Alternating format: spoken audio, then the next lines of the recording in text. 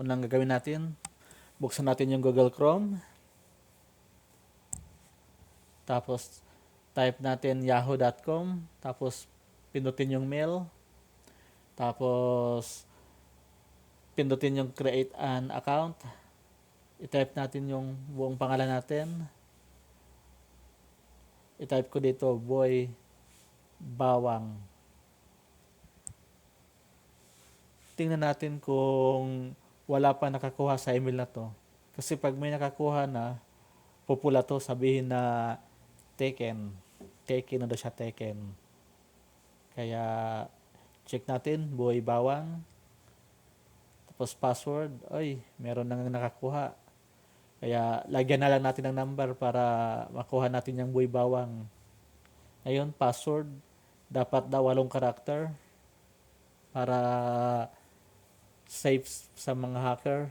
Mas mahaba ang password, mas mahirap i-hack yung account mo. Tapos, yung date of birth, lagay natin. Dapat yung edad niyo dito, hindi kayo bababa ng 13 years old para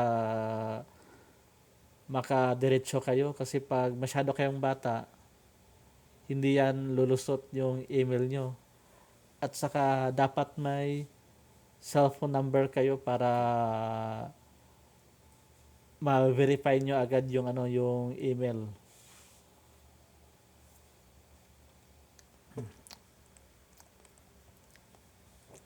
Birth date, September 8, 28 pala, 2008. Continue.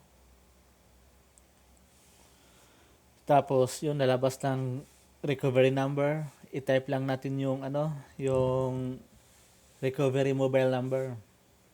Hindi tayo makakadiretso pag wala tayong cellphone number. Kaya, manghiram ulit tayo ng cellphone number para makatanggap natin yung recovery code. Recovery code. Yung verification code. Kasi, dati kasi wala tong mga ganito eh. Kaso lang, marami kasing nag-i-spam eh. Kaya, mapahirapan. At saka pag marami na rin gumagamit sa cellphone number, hindi na rin siya pinagamitin dito. Kaya dapat yung cellphone number na hiniram nyo, hindi pa masyadong nagamit. Ngayon naman, next natin. Ayun, may security check. Kaya, ayun, gayahin natin yung pinasunod. Submit. Tapos ulit-ulit. Submit. Yan. Oy, palpak yata. Yan. Done. Oy, palpak. Ulit. Pasawa itong security code talaga eh. Tagal matapos. Try again. Try again. Okay. Sige. Tuloy lang. Gaya. Submit. Continue. Oops. Ngayon, meron tayong yung 6-digit code na na-receive natin sa sa cellphone. I-type natin dito para makatuloy tayo. Para magamit natin si boybawang28@yahoo.com. Yun, ito yung number na na-receive ko, 952-978, tapos next. Okay, yan, tuloy na. Yun, tapos na yun, tapos yun. Next lang.